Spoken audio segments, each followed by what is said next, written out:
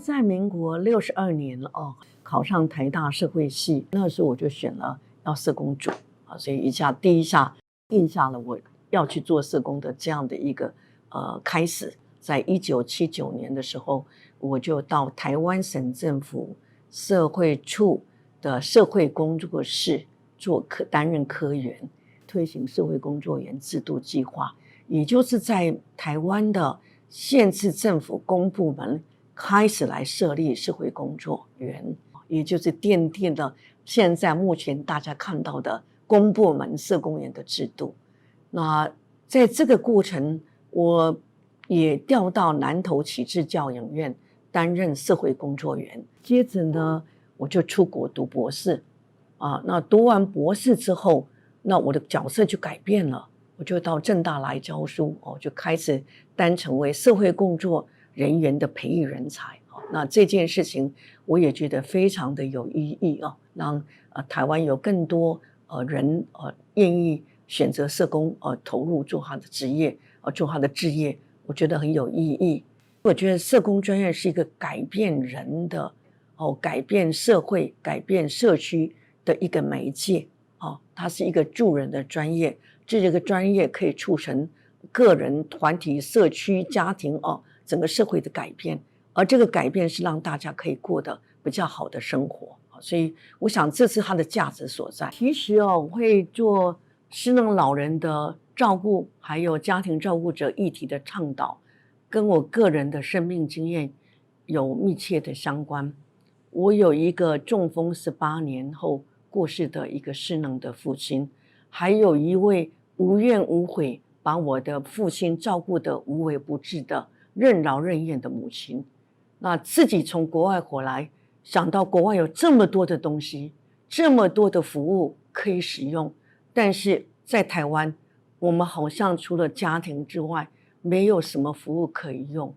这也就是我后来要打造一个台湾的老人福利国的这个心愿。我们希望社会能够认识什么叫做家庭照顾者，那家庭照顾者的需求是什么家庭照顾者也是需要大家一起来协助他照顾我记得我们用的就是照顾的路好好走，或者照顾的路你不孤单就是想告诉大家，这个照顾老人的事情不是一个家庭的事，也不是只有家庭里面那个妇女的事，而是这个整个照顾希望能够公共化就是希望大家来做，所以做很多的社会教育跟倡导的这个工作。那我觉得这些都是现在看得到的长照2点里面中长照服务法里家庭照顾者成为一个服务的对象，也是这20多年来大家努力的一个成果。其实在1996年家总成立的时候，我是站在门口发传单的这个学生，当时就是老师带着我们一起进入到一个社会运动的现场，是一个动手的专家，就是一个行动的专家。那我认为在台湾其实说实在这样的学者不是很多，所以他也成为我的一个榜样。我担任理事长的时候2003年那时候社会对社会工作的认识不清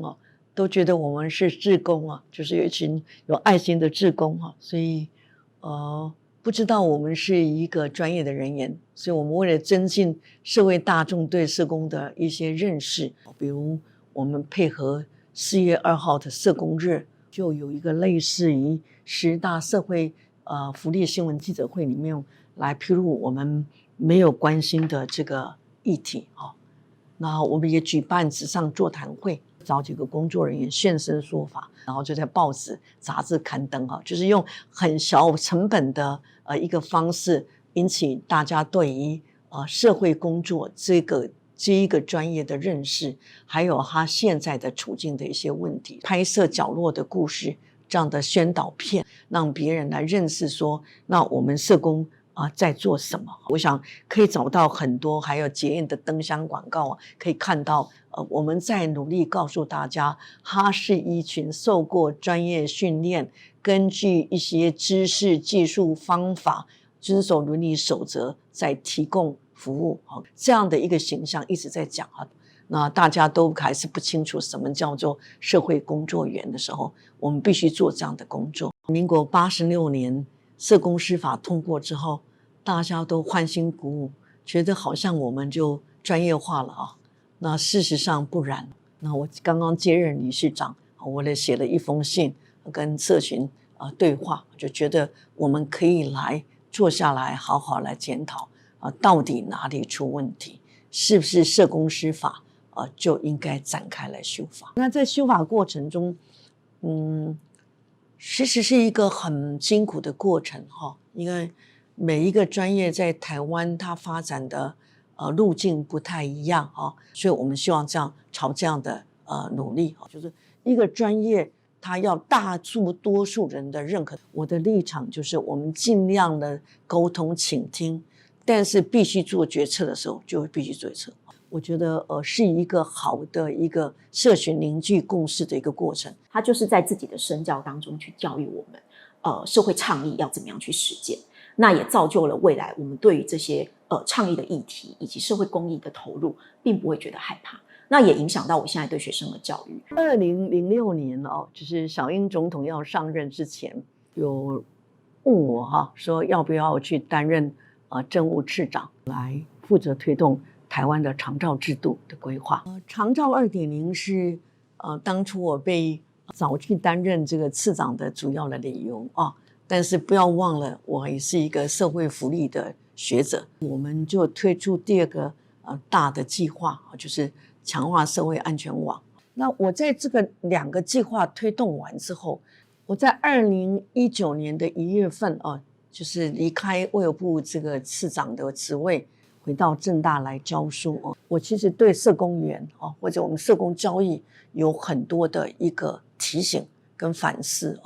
有需要的一个个人或者是儿童或者家庭，他进入我们这个体系，他会被谁对待然后这个在对待的过程中要花多好的时间然后还要不要跟别的这个团体或者别的单位去合力来做，尽量的整合，能够提供一个有效能的服务。所以社工员必须跟别人一起工作，要有团队工作的精神。我觉得自己是一个